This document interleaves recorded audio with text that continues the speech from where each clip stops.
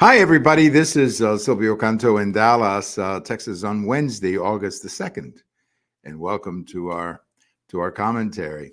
Just a quick heads up: if you follow me on my blog or you follow me on Blog Talk Radio, just to let you know that we recorded the Weekend Review today with our friend Bill Katz, the editor of Urgent Agenda. We got into a lot of topics with Bill. These indictments of President Trump. We spent a good portion of the podcast talking about that, and of course the situation with Hunter Biden and that telephone call. So we spent a lot of time on those two topics, and I would invite you to listen to it. Very quickly, I have a post over at the American Thinker today about the women's soccer team, the U.S. women's soccer team. As you may know, they're playing the World Cup at the moment. The U.S. soccer team was the favorite. I mean, they were the one favorite to win the whole thing. They've been a real, if you will, powerhouse in women's soccer for some time. But this particular women's team is sort of not playing to expectations. I mean, they barely got into the second round or the elimination round with a draw with, I think it was Portugal. And that's not the only problem. The problem with this team is that they're doing a lot of things that are not endearing them to the American public, such as not showing respect for the national anthem. And Bill and I got into a little bit of this today on our show on a podcast, because there's two things here that I think has to be said and repeated.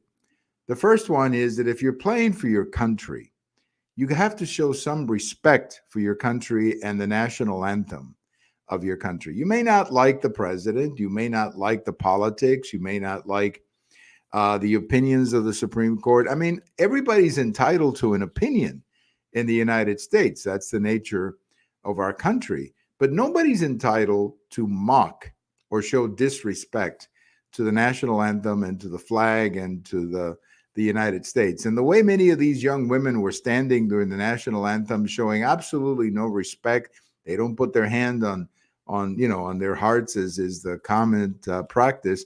No, they don't show that. They just sit there with these looks in their faces like, what am I doing here? Why am I being forced to do this? Well, frankly, if they don't want to be on the American team or they don't want to be listening to the national anthem, there's a very easy solution for that. And that is they should ask people not to put them on the team. They shouldn't be a part of the team. But it seems like some of these young women want to have it both ways. They want all the benefits, all the money benefits that come from playing for the United States. And by that, I mean all the exposure they're getting on the TV and whatever commercial benefits that may have for them. But at the same time, they want to impose or force their political views on the rest of us. And frankly, I don't care what athletes think about politics. It's never been the reason that I follow sports. I have never watched a game, a baseball game, football game, or whatever it is, to hear or to be lectured about politics by the athletes. That's not what their place is. Now, if they want to do politics, they can do it on their own like every other citizen does.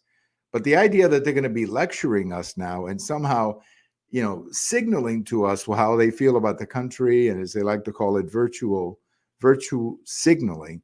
The fact that they're going to be doing stuff like that is, in my opinion, very improper. And these young women who do that should be told by the Soccer Federation, hey, guys, if you don't want to be here representing the United States, there's a door, because there's a bunch of other young women who would love to be there representing the United States and would love to show their patriotism, their love for the country that has given them so many opportunities as the United States. So these young women, I don't know what the problem is. I don't follow women's soccer that much. I don't really know who they are. I don't know anything about their backgrounds, but their attitudes, honestly, are not very nice. Their attitudes are not very nice. And they need to get their act together, because they're losing the country. They're losing the country. They're losing the people who are consuming the products that are being advertised or the services that are being advertised. And again, I go back to the federation, the Soccer Federation. They're the ones who should impose these standards. If you're going to be on the U.S. team, you got to salute the flag. You don't want to salute the flag? You're not happy to salute the flag? Hey, there's the door. Find yourself another team to play on. We got lots of young women who want to represent their country and represent their country with pride, something a lot of these young women are now doing on the U.S. soccer team. I guess they've got another game coming up in a couple of days. I don't know what's going to happen. I wish them well because, after all, they do represent the country, but they're not playing very well. And you have to wonder, maybe they're spending too much time thinking about politics and not spending too much time thinking about scoring or, passing the ball, or however they call it in soccer. Obviously, big developments with respect to President Trump. We get into that with Bill Katz in the podcast. 3 indictments, I guess, against President Trump. I just don't think this is going to work. I think it's overkill. I was listening to Professor Turley. I was listening to Andy McCarthy, who's a former prosecutor, and I was listening to Professor Dershowitz. And these are not partisans, political partisans. You certainly would not accuse Professor Turley or Professor Dershowitz of being MAGA Republicans. Andy McCarthy is a conservative. I think we can say that. But he's a straight shooter when it comes to presenting the legal point of view. And these 3 men looked at this indictment and came to the conclusion that it was not very strong. So you now have the indictment over the documents, the indictment over January the 6th, and I guess there's one coming up with Georgia, referencing whatever happened in Georgia. And you kind of get the feeling they want to destroy President Trump. That's the feeling I think a lot of people are going to get. But I think it's going to blow up in their faces, not because President Trump is completely clean and innocent, but simply because I think there's an overkill factor in all of this. And that is what we're seeing. There's also, of course, on the other side, the situation with President Biden and his son. Now, the media doesn't want to talk about this, but, when you have a son talking to a bunch of business people, and then he has his father, the vice president, call in, there's something very fishy about that. Now, I'm willing to accept it the first time. The first time, okay. Maybe Hunter didn't explain things correctly to his father. Okay, I'll give him the first one. But when you do it apparently 20 times, what that says to me is that Joe Biden knew what he was doing, and he knew the value of his phone call to that meeting. And that is very bad. That is really very bad. And it shows, honestly, a tremendous lack of judgment on the part of President Biden, and a total disregard, I think, for the office, and a total lack of respect, I think, on the part of Hunter Biden for his father. You don't use your father like that. Just because your father is the vice president, you don't use him like that. So, a lot of people are saying that they just had a conversation about the weather. I mean, that's ridiculous. A conversation about the weather. A bunch of businessmen are going to be doing a business deal, and they want somebody to call in to talk about the weather. I mean, come on. I mean, how stupid do these people think we are? But I guess they must think we're very stupid because they keep on repeating these things. Well, if you've seen the scenes out of New York, if you've seen the videos and the newsreels out of New York, you see all these people on the streets. And these are so-called migrants who've come in. New York has no room for them. And nobody wants them. That's the sad part about all of this.